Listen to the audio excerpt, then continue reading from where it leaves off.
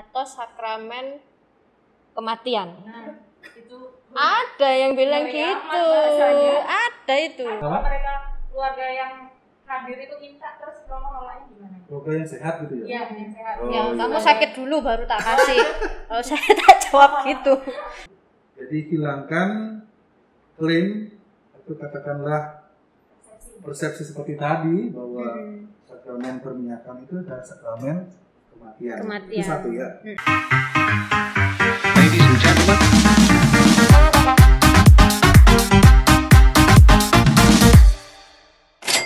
Sobat Bamble, ketemu lagi bersama saya Nimas. Dan saya Ivon lagi ya. Masih di Jaim, Jagongan Iman. Bukan jaga image, tapi jaga iman dan jaga imun. Sudah 1 minggu berlalu dari episode kita yang terakhir tentang pastoral care ya. Kali ini masih ada Romo Ketut kembali hadir bersama kita untuk membahas lebih lanjut mengenai sakramen orang sakit.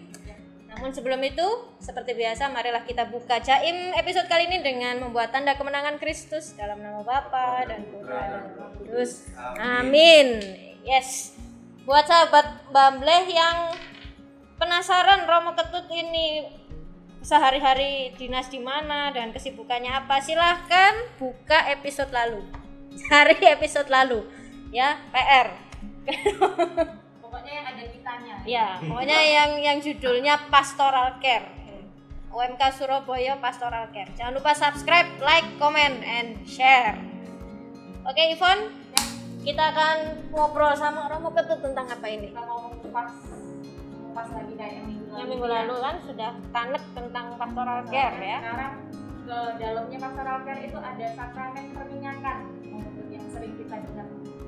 Sebenarnya itu yang benar itu sebenarnya sakramen perminyakan atau sakramen pengurapan orang sakit Atau sakramen kematian. nah itu Ada yang bilang Dari gitu. amat bahasanya. Ada itu. Ada ya? Nah, sekarang kita tanya ke yang benar itu yang Romo. yang mana? Iya, dua istilah ini, sakramen perminyakan atau sakramen pengurapan gitu ya.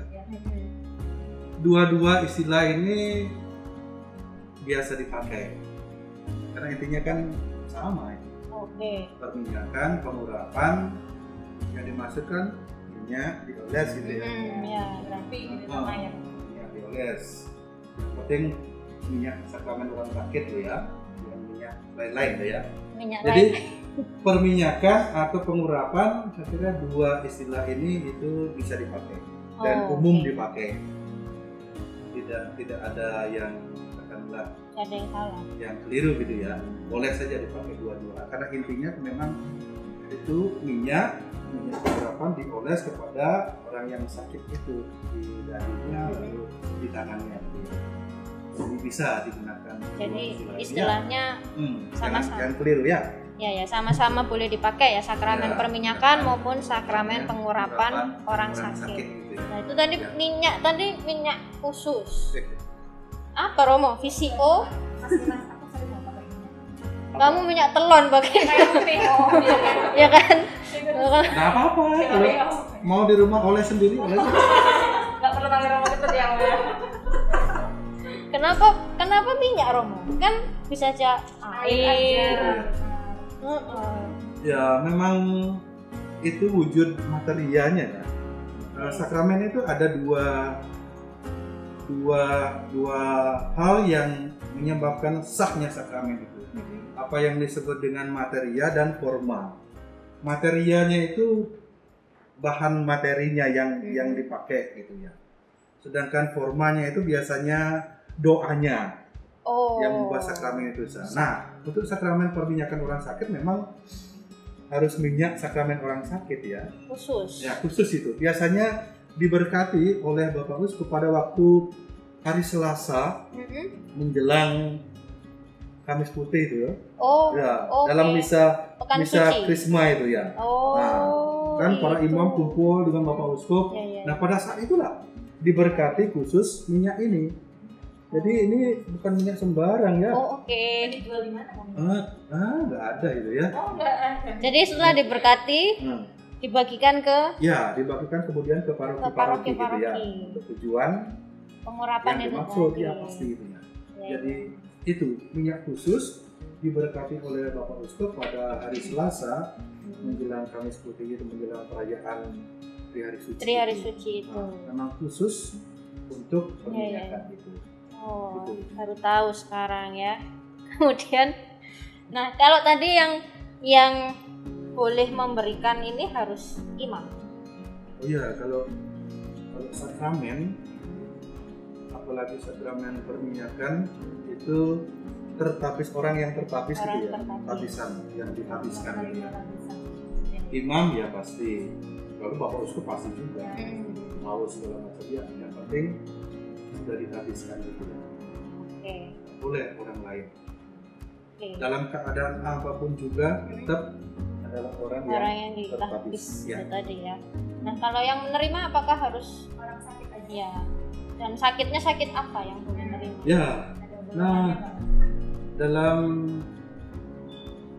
kitab hukum kanonik dikatakan di situ orang yang menerima sakramen ini adalah orang yang dalam kondisi sakit berat dan atau orang yang lanjut usia.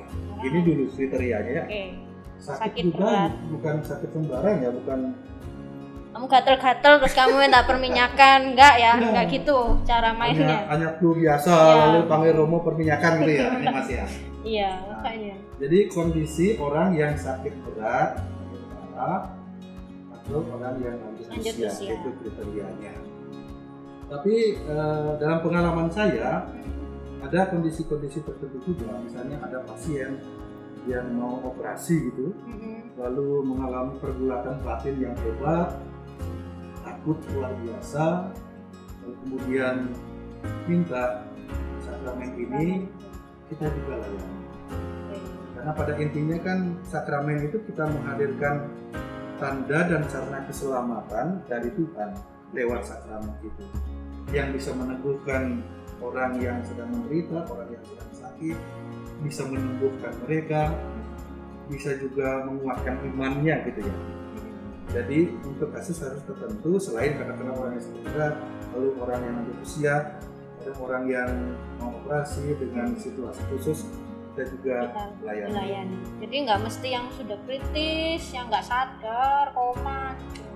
Justru sebetulnya sakramen diberikan lebih baik pada saat orang sadar, Sadar ya. Oh. karena mengandaikan imannya. Itu Iya, dia menerimanya di mana gitu. betul, itu kan mengandaikan imannya. Iman orang sakit membuka hati bagi rahmat Tuhan, kemudian dikuatkan, disembuhkan gitu. Menurut saya memang agak keliru juga ya. Kadang banyak sih terjadi seperti itu. Sudah kritis, sesudah tidak bisa apa-apa lagi, lalu Iya. kemudian Minta. baru panggil Romo perminyakan. Iya, iya. Tapi ya sudah, memang situasinya seperti itu. Mungkin sebelumnya tidak dikendaki gitu ya, Ya, tiba-tiba mungkin. langsung sakit, parah, tidak sadar, wah panggil Romo cepat-cepat. Sudahlah. Ada mau yang habis nerima sakramen terus malah sehat seger-seger. Nah itu dia.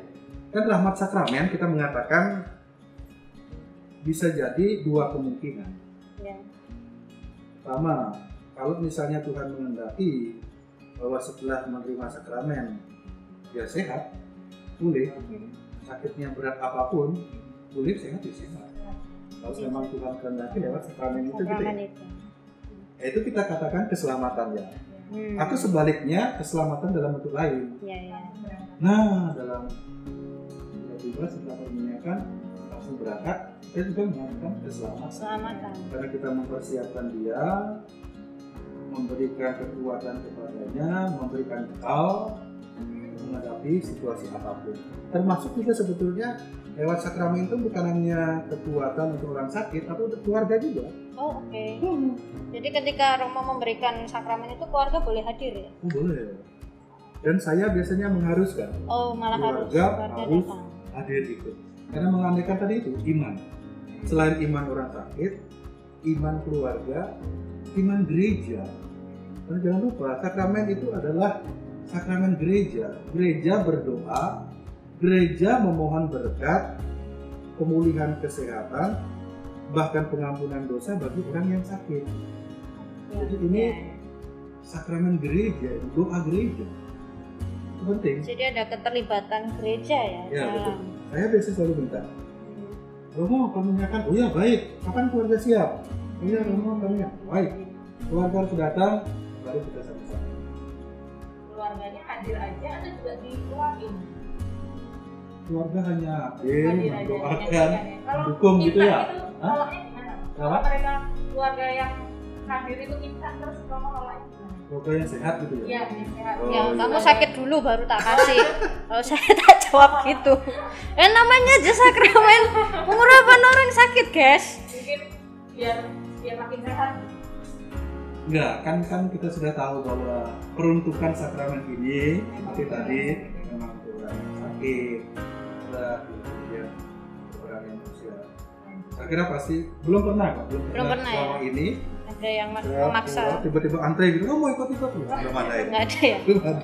Kalau ikut tak suruh ke apotek beli vitamin Iya. biar makin sehat.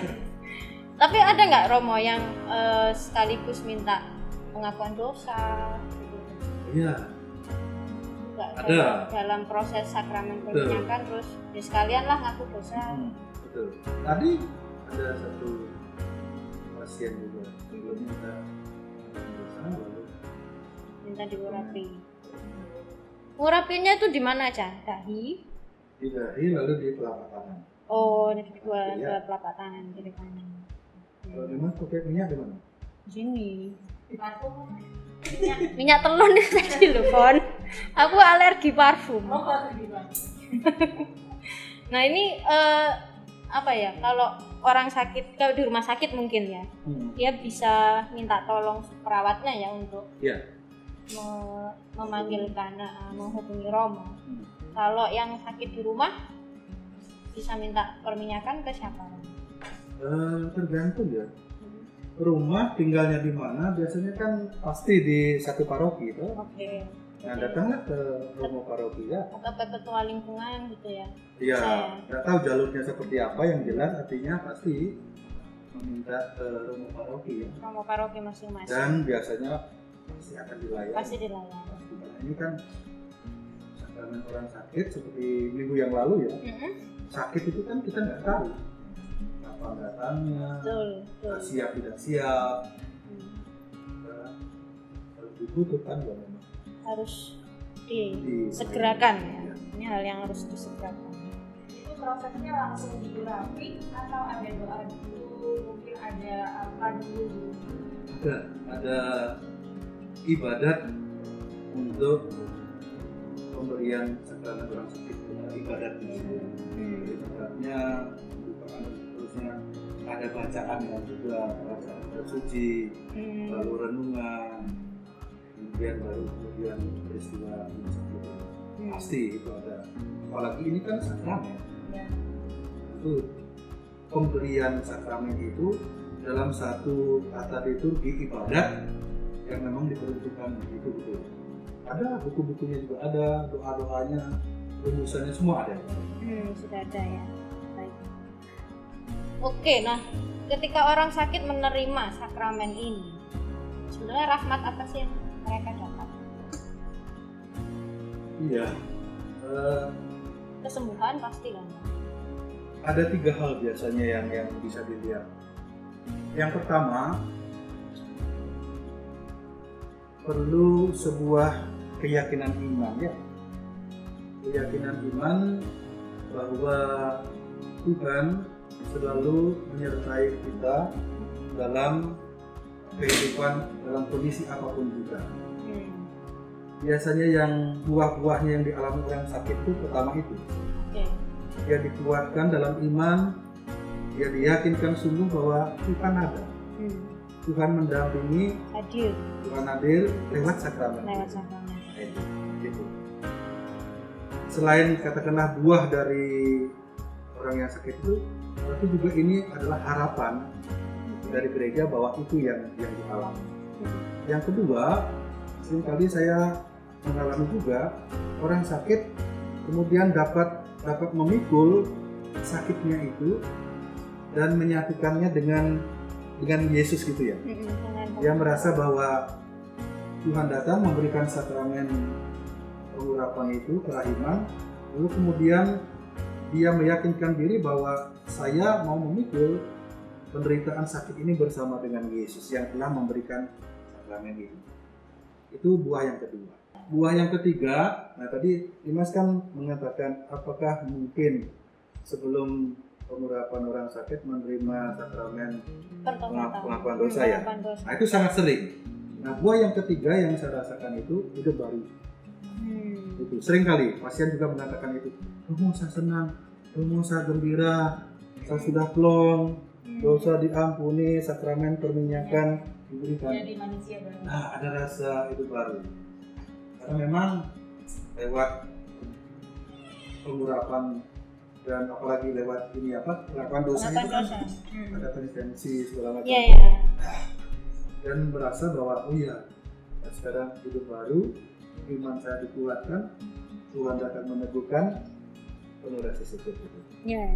Bahwa dia akhirnya mengimani bahwa sakitnya itu adalah bagian dari dirinya ya, sehingga tidak ada penolakan lagi dan itu betul. Membantu dia untuk cepat pulih juga.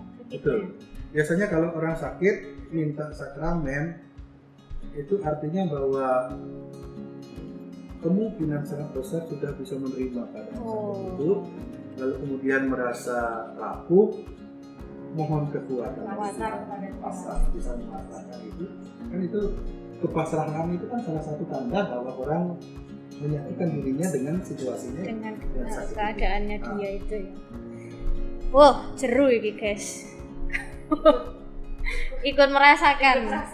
Jangan sakit ya. Oh enggak. Kita semua harus rahmatnya aja.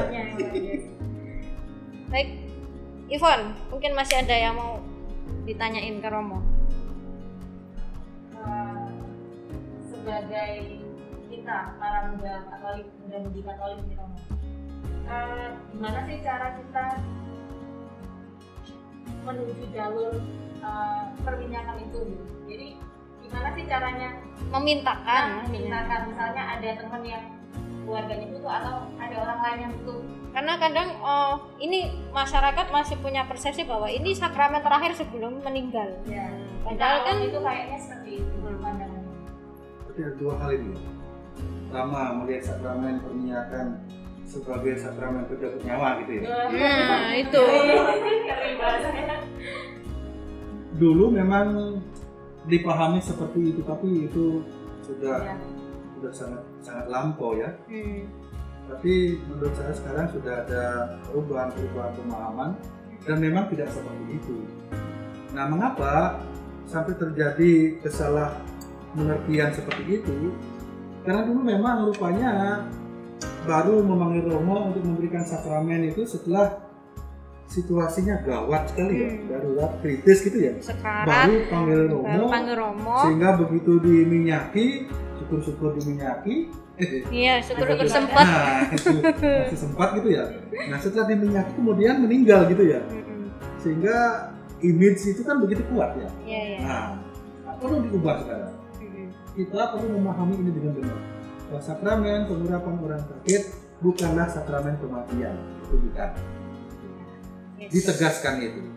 Tapi sakramen yang diberikan kepada orang yang sakit untuk pemulihan keadaannya, untuk menguatkan imannya, untuk meyakinkan bahwa Tuhan hadir dalam situasi apapun, membantu kita untuk memiliki kehidupan yang bahagia dengan berkat-berkatnya itu. Jadi hilangkan klaim atau katakanlah persepsi seperti tadi bahwa sakramen perminyakan itu adalah sakramen kematian. Itu satu ya. Penting pemahaman ini, karena kalau tidak dipahami pasti akan salah lagi.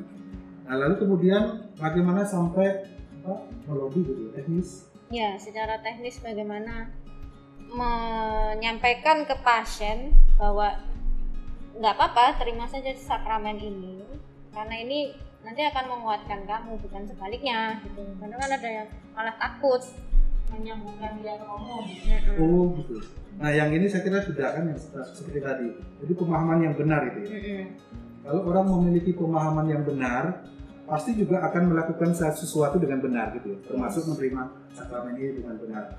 Nah kalau untuk melobi Romo, seperti tadi saya katakan kan, setiap kita tinggal di satu domisili di paroki tertentu gitu ya. Kalau ada apapun dalam kaitan dengan penerimaan sakramen, pasti dilayani, tapi jalurnya pasti kepada Romo ya. Entah komunikasinya seperti apa, yang jelas pasti datanglah ke Romo Allah. Jadi kalau temanmu misalnya Ivon, kamu tahu temanmu sakit, lalu ya dalam keadaan berat, membutuhkan itu, ya nggak usah ragu-ragu, nggak usah malu-malu, datang saja ke Romo. Tapi pasti juga ya komunikasi dengan keluarga itu ya, dengan keluarga baik-baik, dan rasanya memang kita perlu meminta sakramen, datanglah kepada dia. Jalurnya kan seperti itu. Oke. Sudah habis pertanyaannya. Setelah ini saya mau ulak minyak. Mulai jual lagi. Ya enggak, dinunut no Romo, diberkati. Baik sahabat Bamble dimanapun Anda berada, sudah cukup lengkap ya yang tadi disampaikan oleh Romo Ketut. Sudah sangat lurus, jelas. Mudah-mudahan tidak ada lagi yang menganggap sakramen ini sebagai sakramen pencabut nyawa. Aku menyebutkan aja aku merinding. Sakramen menuju ajal, bukan ya. Dan ini diberikan kepada yang sakit berat dan orang yang lanjut usia. Sekali lagi kalau kamu cuman panuan gatel-gatel ya, nggak usah manggil Romo minta sakramen perminyakan. Kalau Beda lagi, beda lagi. biasa aja sih. Kandane aku baper lah wis bahas iku diterus-terus no Ivon dandane. Baik, terima kasih banyak Romo. Sudah mau diajak berbincang-bincang dan meluruskan banyak persepsi ya. Semoga ini bermanfaat juga untuk sobat Bambleh dimanapun Anda berada ya. Jangan lupa tetap klik like, share, komen. Yang belum subscribe buruan subscribe ya, supaya nyalakan juga loncengnya supaya mendapatkan update terbaru dari channel OMK Surabaya. Kalau begitu saya Nimas Dan saya Ivon lagi. bersama Romo Ketut, kami pamit dari hadapan sobat Bambleh. Tetap di Jaim, jagongan iman, bukan jaga image Tapi jaga iman. dan jaga imun.